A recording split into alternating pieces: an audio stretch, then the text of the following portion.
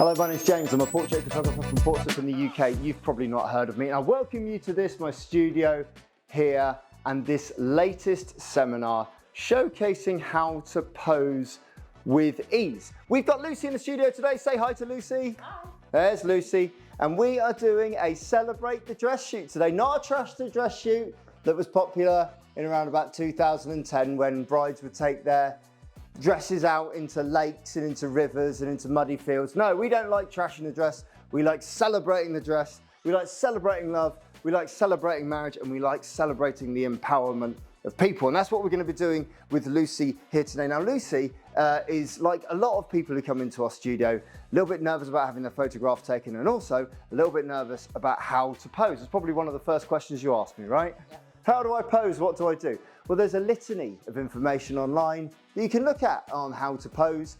A few rules that you might want to bear in mind, a few rules that people say do's and don'ts. I don't like rules in photography. I think if you're an artist, rules are there to be broken. You kind of got to do your own thing. But rules are there to give you a guide on what to look out for. There's only cause and effect, not right and wrong. Generally, if it's got a bend, we bend it. So if you've got an arm with an elbow joint or a wrist joint or a shoulder, we give it a little bit of a bend there. Because if we don't bend any of our limbs or anything in the shoot, basically with our hands down by the side, we become giant pencils and we're just straight big up and down lines. Then the minute we start bending things, we start creating triangles, we start creating shapes, and we start creating forms. You can put the one in the hair as well, you see.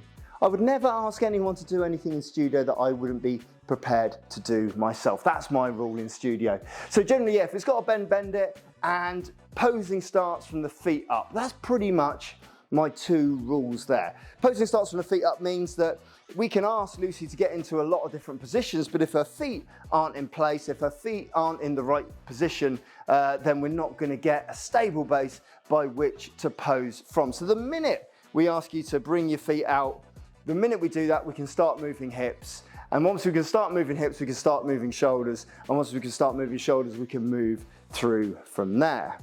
We're celebrating the dress today on a really simple shoot. And I like to keep things simple when I'm focusing on posing and when I'm focusing on getting character out of people. I want to give myself less things to worry about.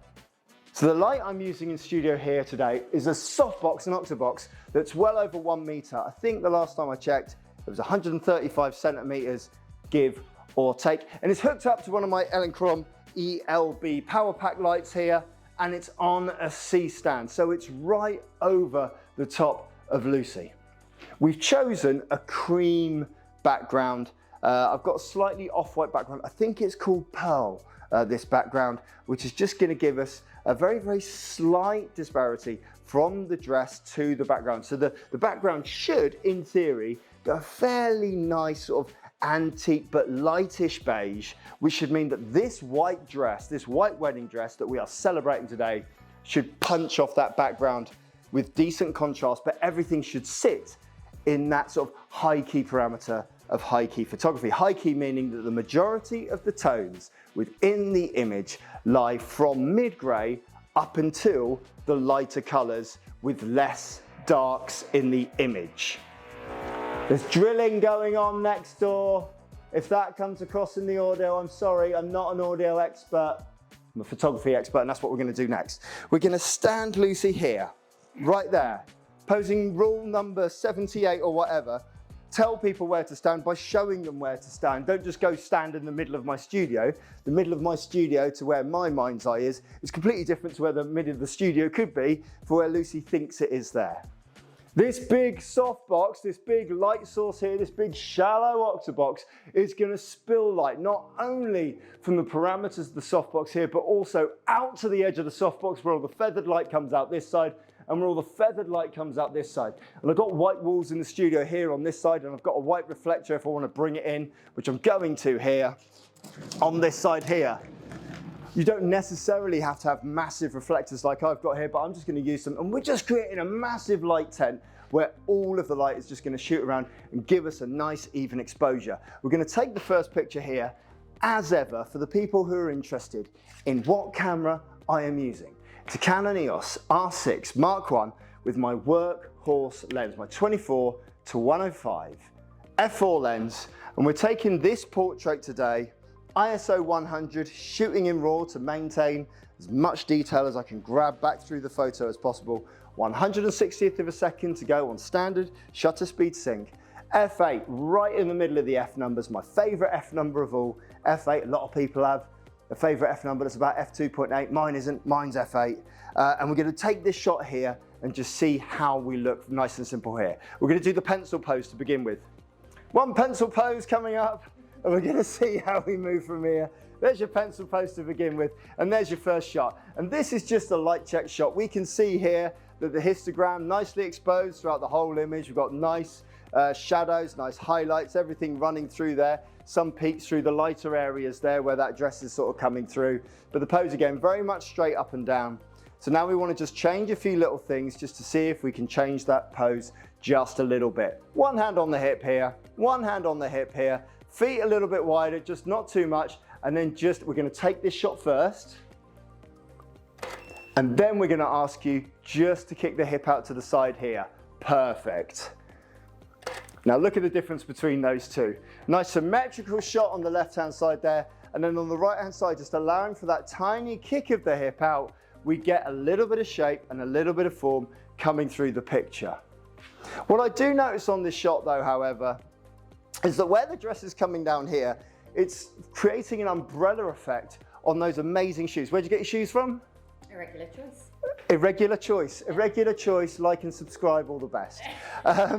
So where the light is coming down from here, although it's spilling around the whole studio and it is bouncing around, I am noticing that there is a pool of light that is being shadowed underneath. And we really want to make these shoes sing, because shoes are important, right?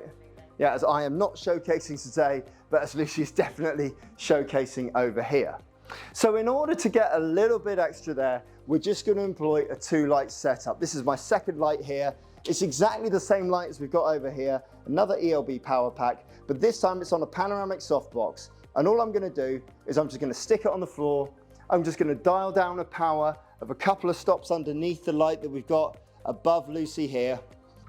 And this should just give us a nice little bit of fill light just in the bottom of the frame here, just so that we can see these shoes as they come up. So same pose again there for me, exactly the same with the kick of the hip to the side so we can compare the two. 3, 2, and 1, go. And there we see the effect of that fill light, just bouncing a little bit of light underneath so that we can see the shoes now have gone from that, the first shot there, the right-hand shoe as we look at it, super, super dark. And now we've got a little bit of light coming back in. I'm going to give myself even more fill light there, just bouncing a little bit more light, another stop. And we're going to see if we can almost eliminate that shadow almost completely in 3, 2, 1, go. Let's have a look at that now. There we go, almost completely eliminated that shadow now. But now we got the problem of the shadow at the top of the frame here, where we've got a shadow coming up from that fill light to the side. So what I want to do is I want to go somewhere halfway between the two, and that's going to be my sweet spot there for where I want that fill light to be. I'm going to bring it right in front of me here, so at least if there is any shadow, it's going to be roughly symmetrical. And I'm going to try and not keep in the top of that frame by coming back a little bit further and having a slightly longer focal length. 3, 2, 1, go. Beautiful. Very simple. So now we've got a nicely exposed shot. But how do we start to introduce elements of posing? Now I could rather awkwardly stand here. I could potentially go to the back and put on a dress myself so that I can show exactly how Lucy should be holding, how Lucy should be posing her dress. I could try and get her to mimic what I'm doing here. But really what we want to do to get the best out of the posing is we want to give our models a safe space to be comfortable and to be able to pose themselves and to be able to do their own thing. This is kind of like an element of flow posing. And the instruction that I give for flow posing is that once we see a flash, we change something, whether it's a hand position, whether it's a foot position, whether it's grabbing the dress, whether it's turning the head, whether it's grabbing the hair, and all of a sudden I've given you 4 or 5 ideas about what we can do.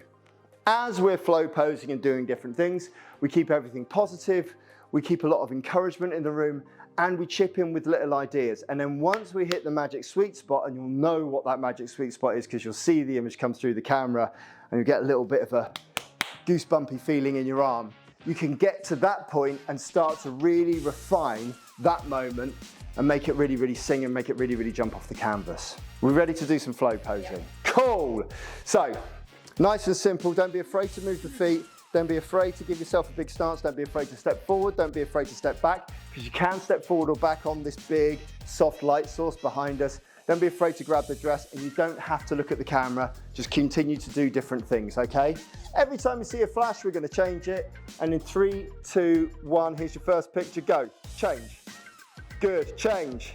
Whoa, that's nice. Do that one again. Go, go, go, change. Beautiful, and change. Beautiful, change. Beautiful, let go of the dress, bring the hand into the hair, that's it. Hand up onto the hip there for me. Perfect, looking back towards me with that one.